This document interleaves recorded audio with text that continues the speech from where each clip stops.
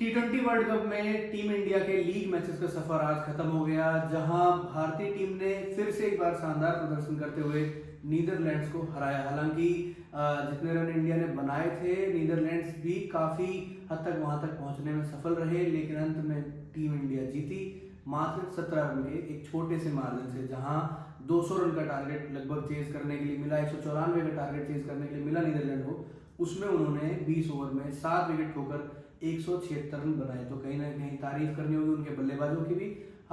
साथ ही साथ अगर बात करें भारतीय टीम के परफॉर्मेंस की, काफी अच्छा परफॉर्मेंस रहा थ्रू आउट। अगर हम देखें चारों लीग मैचेस में 4 मुकाबले भारत ने लीग में खेले, चारों जीते। पहले यूएसए को हराया, फिर नामीबिया को हराया, फिर पाकिस्तान को और नीदरलैंड को चौथा मुकाबला हराया। तो 4 मुकाबले खेले, चारों जीते। तो अगर विन परसेंटेज की बात करें, 100% विन परसेंटेज रहा। इसके साथ साथ हम बात करते हैं अब सुपर 8 में टीम इंडिया के जो मुकाबले होने वाले हैं उसके लिए।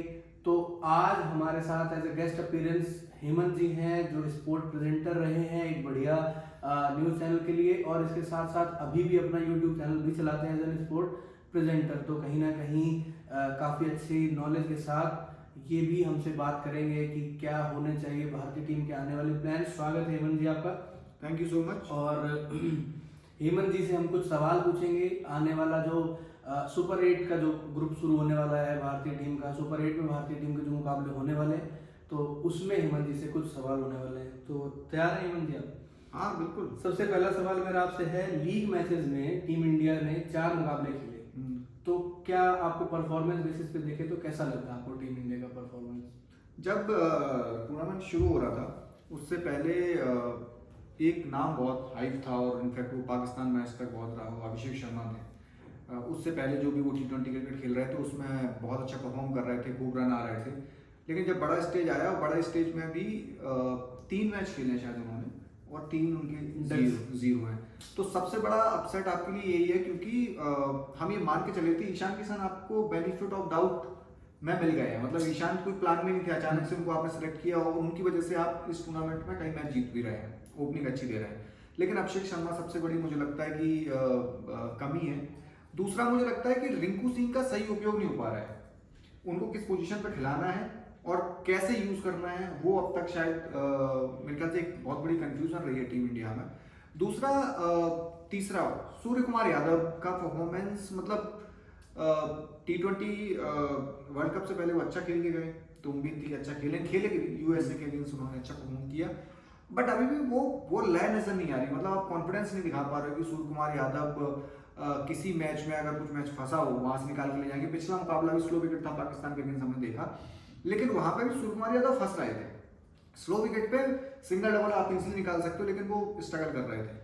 और आज के मुकाबले में स्ट्रगल, आज के मुकाबले में कैच ड्रॉप हुआ, इसके बाद एक चौका छक्का लगाया, और तो इसके बाद आउट हो गए। राइट, तो वो कॉन्फिडेंस नहीं दे रहे हैं। दूसरा, तीसरा, चौथा मुझे लगता है कि तिलक वर्मा का कंसर्न है। अब आई डोंट नो, मतलब एक तो श्रीलंका के विकेट हैं, तो वो विकेट वैसे नहीं है कि नहीं, इंडिया ने सिर्फ एक ही मैच खेला श्रीलंका में अगेंस्ट पाकिस्तान। नहीं, मैं कह रहा हूँ आगे जो विकेट है वो श्रीलंका के विकेट है, तो आगे वो कैसा परफॉर्म करेंगे ये थोड़ा सा अभी कॉन्फिडेंस नहीं आ रहा। मतलब तिलक से कोई डाउट नहीं है कि उनको, मैंने आज आपसे बोला भी था मैच में कि एक ही बल्लेबाज का पॉइंट फिक्स है, वो है तिलक वर्मा, नंबर 3 को खेल रहे हैं विराट कोहली की जगह, लेकिन उनके बल्ले से भी बहुत ज्यादा रन नहीं आए हैं। तो ये थोड़े मुझे लगे 3-4 बल्लेबाजी में। गेंदबाजी मुझे लगता है कि ओवरऑल आप ठीक कह सकते हैं, बट विकेट के हिसाब से आप चेंज कर रहे हैं, क्योंकि आप पेसर जैसे अर्शदीप सिंह को आपने ड्रॉप किया अगेंस्ट पाकिस्तान, फिर आप कुलदीप को लेके आए, कुलदीप ने उतना कॉन्फिडेंस नहीं दिया, हालांकि वो मैच एक तरफा हो गया था। तो मुझे ऐसा लगा कि कुलदीप, अगर आप लंका में खेल रहे हैं, क्योंकि आपने लंका में खेला पाकिस्तान के अगेंस्ट मुकाबला, तो मुझे ऐसा लगता है कि अगर आप लंका में खेल रहे हैं तो फिर आप वॉशिंग के साथ चले जाओ। नहीं, सुपर 8 में लंका में कोई मुकाबला नहीं है हमारा। नहीं।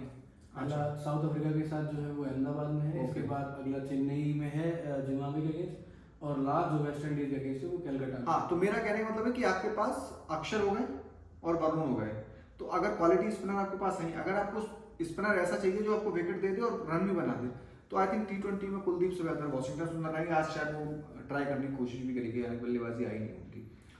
तो ये कुछ वीक पॉइंट्स हुए। इसके बाद बात करते हैं ग्रेट साइंस की, कि क्या ऐसे साइन इस वर्ल्ड कप में अभी तक हमें देखने को मिले जो ऐसा लगता है कि हम उनको एज अ पॉजिटिव आगे लेकर जा सकते हैं सुपर 8 में। कि हाँ अब हम इनसे उम्मीदें रख सकते हैं इनके परफॉर्मेंस बेसिस पे, जिस तरह का through out the league matches इन्होंने परफॉर्म किया है। तो इसमें अगर मैं कुछ नाम लूँ, जैसा मैं ऑलरेडी आपसे डिस्कस किया थोड़ी देर पहले कि हार्दिक पांड्या एक बहुत बड़ा नाम, अच्छा लग रहा है उनको डेस्क में बल्लेबाजी करते हुए देखना, रिक्वायर्ड मूवमेंट्स पे वो शॉट्स मार रहे हैं, अच्छा लग रहा है। सबसे बड़ा अगर हम देखें तो प्लस पॉइंट देखें तो ईशान किशन, जैसा भी आपने बताया, साथ ही साथ शिवम दुबे, मतलब कहीं ना कहीं एक सबसे बड़ा एक्स फैक्टर वही साबित हुआ, एक्स फैक्टर बन रहे हैं जिस तरह से। तो ऐसे मतलब आपको क्या लगता है ये, और इसके अलावा जैसे वरुण चक्रवर्ती हो गए, 9 विकेट उनके भी हो गए, इंडिया की तरफ से हाईएस्ट विकेट टेकर है फिलहाल। देखिए दो चीजें, दो तो आपको ये मान के चलना पड़ेगा कि ईशान का आना और शिवम दुबे का खेलना, ये तो आपको गिफ्ट में मिल गया है। मतलब आपने शायद उतनी उम्मीद नहीं लगाई होगी। शिवम दुबे को क्रिटिसाइज भी बहुत किया जाता था, हालांकि मैं शुरू से कहता रहा हूँ कि जो शिवम दुबे के पास कैलिबर है वो टीम इंडिया में अभी किसी के पास नहीं है। लेकिन हाँ, उनके कुछ शॉट सिलेक्शन को लेके और उनके पैर मूवमेंट को लेके, वो फुटवर्क को लेके वो सब समस्याएं चल रही थी, लेकिन उन्होंने इस टूर्नामेंट में अच्छा परफॉर्म किया है। दूसरा, अगर ओवरऑल आप देखोगे ना लीग मैच खत्म होने के बाद, तो मुझे सिर्फ टीम इंडिया एक ऐसी टीम नजर आई है जो शायद किसी भी टीम के खिलाफ स्ट्रगल नहीं की। आज का मैच में अगर आप देखोगे तो 7-8 गेंदबाज बॉलिंग कर रहे हैं, सब कर रहे हैं, तो उनको 17 रन से हारे। अदरवाइज अगर टाइट बॉलिंग करके वो ढंग से कप्तानी की जाती, तो ढंग से मतलब कप्तानी ढंग से हुई, क्योंकि आप टेस्टिंग कर रहे हो क्या क्या कर। आपने पाकिस्तान के अगेंस्ट भी ट्राई किया था लास्ट में, आपने सबसे ओवर करा लिए। तो टीम इंडिया ने जिस तरीके का परफॉर्मेंस किया इन 4 मैचेस में, मुझे कोई भी टीम ऐसी नजर नहीं आई है। श्रीलंका बहुत अच्छा कर रही है, लेकिन श्रीलंका और इंडिया में कोई कंपेयर करोगे आप, अगर श्रीलंका मैच होता तो मैं मान भी लेता कि है। अदरवाइज मुझे सब टीमों में जो सुपर 8 में जो टीमें आई है, इंडिया सबसे स्ट्रॉन्ग है। उसमें जिन बल्लेबाजों पे अभी आपको डाउट है, मान लीजिए वो उनके रन जो है सुपर 8 में आने वाले हुए, या उनकी परफॉर्मेंस सुपर 8 में आने वाली हो, क्योंकि अभिषेक पे आप डाउट नहीं कर सकते। अभिषेक ने आपको रन बना के दिए हैं और उन्होंने बड़े बड़े गेंदबाजों के खिलाफ, बड़ी बड़ी टीमों के खिलाफ रन बनाए, तो उन पर आप डाउट कर नहीं सकते। बाकी बात, आप नीचे बल्लेबाजी कर रहे हो, सूर्य कुमार यादव की बात कर रहे हैं, जब आप यहाँ खेलेंगे, मुंबई में खेलेंगे, या बाकी जहाँ छोटी बाउंड्रीज हैं, विकेट आपके अकॉर्डिंग बनेंगे, तो मुझे लगता है सूर्य कुमार यादव से भी रन आ जाएंगे। रिंकू कहाँ आप यूज करोगे वो देख लीजिए। गेंदबाजी मुझे लगता है कि वो आप अपनी सिचुएशन के हिसाब से ठीक खिला रहे हो, ठीक परफॉर्म भी कर रहे हैं। मतलब आप सिराज को देखो ना, पहले मैच में आए थे शायद सिराज, वहां पे आके उन्होंने अच्छी गेंदबाजी कर दी, उसके बाद उनको मौका ही नहीं मिला। आशिक को भी मौका मिलता है, फिर वो बैठ जाते हैं। बुमराह के साथ हार्दिक ने शुरुआती पाकिस्तान के अगेंस्ट विकेट लेके की थी, और ऐसा विकेट जिसने तो हार्दिक भी अगर हम देखें ना एज अ मतलब बॉलिंग डिपार्टमेंट में एक एक्स फैक्टर की तरह, क्योंकि अगर आप हार्दिक के साथ शुरुआत के कुछ ओवर डाल लेते हैं और बुमराह आपके पास टीम में है, तो कहीं ना कहीं आप एक एक्स्ट्रा पेस बॉलर की जगह एक ऑलराउंडर या एक परफेक्ट मतलब स्पिनर खिला सकते हो, जिसकी आई थिंक इंडियन सबकॉन्टिनेंट में काफी अच्छी जरूरत भी है।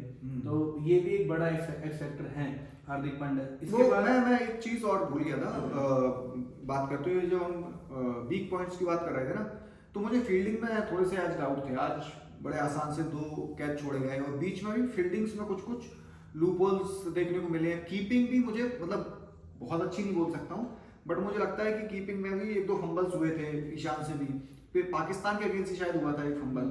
तो थोड़ा फील्डिंग पे और काम करना पड़ेगा मेरे ख्याल से। अगला सवाल है मेरा सुपर 8 के लिए। अब जैसे अभी आपसे बात हुई और हमें किस पर ध्यान देना है, किन चीज़ों में हम अभी पीछे हैं, किस पर और इम्प्रूवमेंट के साथ हम आगे जा सकते हैं, तो सुपर 8 के लिए सबसे बड़े प्लान्स क्या होने वाले हैं? जैसे अगर हम देखें तो कुछ चीज़ें तो सबको समझ में आती हैं कि अभिषेक शर्मा लगातार फ्लॉप हो रहे हैं ना, आप 3 पारियां खेलते हो, आपने 3 डक बना दिए। सूर्य कुमार यादव और अगर हम बात करें तिलक वर्मा की, जो शायद 3 और 4 नंबर पर उनका स्पॉट फिक्स है, और वहां पे आके एकदम से ना अगर देखें टीम की इनिंग को तो पॉज लग जाता है।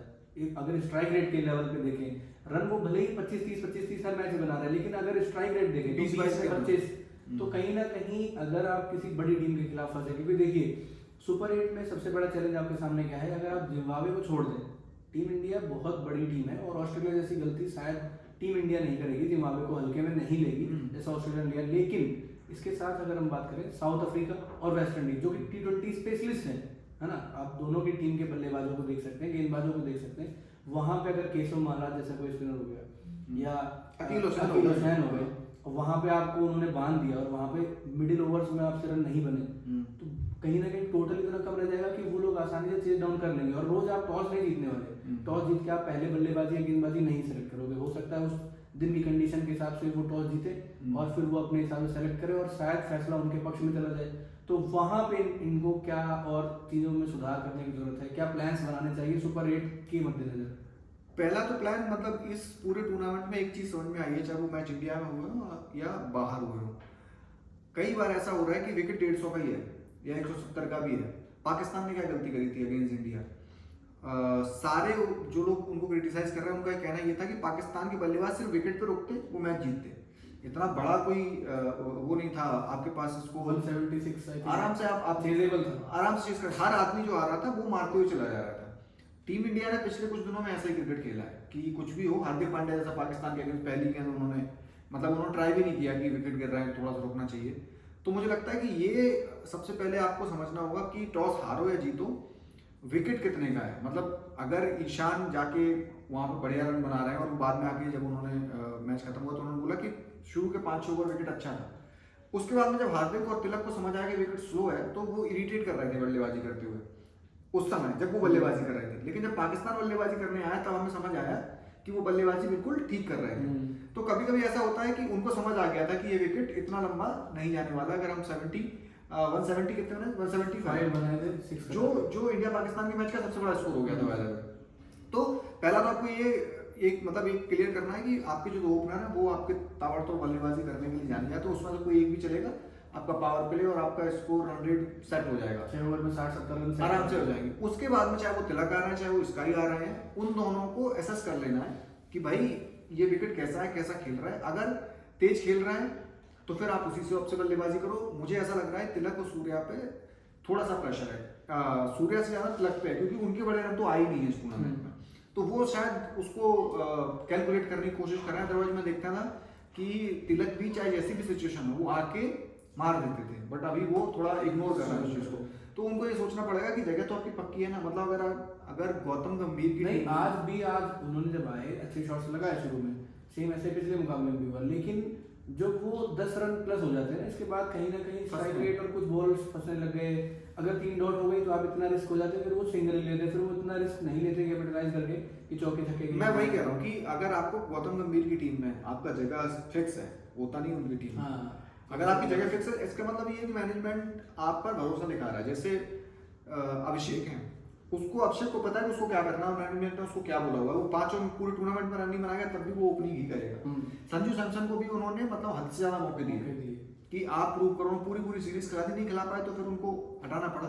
तो मुझे लगता है कि प्लान्स में थोड़ा काम करना होगा। टीम आपकी परफेक्ट है, जो आप प्लेइंग 11 के साथ जा रहे हैं, 1-2 ऊपर नीचे आप कर सकते हो। कुलदीप की जगह बॉसी आ गया, बॉसी की जगह आपके अशरीफ आ गए, या फिर आप सिराज को वापस से उठा के लाए, वो आप एक आध चीजें कर सकते हो। बल्लेबाजी ऑर्डर आपका कुछ चेंज होना नहीं है, वो सेम ही रहने वाला है।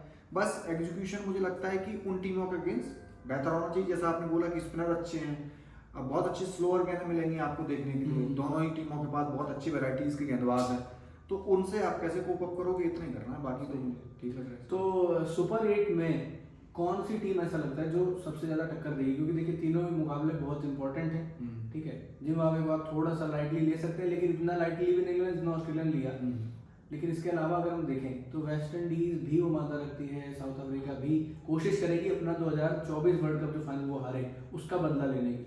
और ऐसी बात है कि इसमें आपको क्या लगता है कौन सी टीम सबसे ज्यादा टक्कर देगी? और मतलब अगर 2 टीमें देंगी तो इंडिया फिर वहां से, देखिए मुझे ऐसा लगता है कि जिम्बाब्वे टक्कर तो नहीं देगी, मतलब आपका खराब दिन ना हो तो जिम्बाब्वे आपको टक्कर नहीं दे पाएगा, पाकिस्तान नहीं है। या जिम्बाब्वे के अगेंस्ट जो मैच है वो चेन्नई में, उससे कोई फर्क नहीं पड़ता, मतलब जिम्बाब्वे आपको कहीं से टक्कर नहीं दे सकती। मैं बोल रहा हूँ दिन खराब है तो आप जिम्बाब्वे को 50 रन तक भी ऑल आउट कर सकते हो, और जिम्बाब्वे के अगेंस्ट आप 50 में हो ना, बस ये इस चीज का ध्यान रखना है।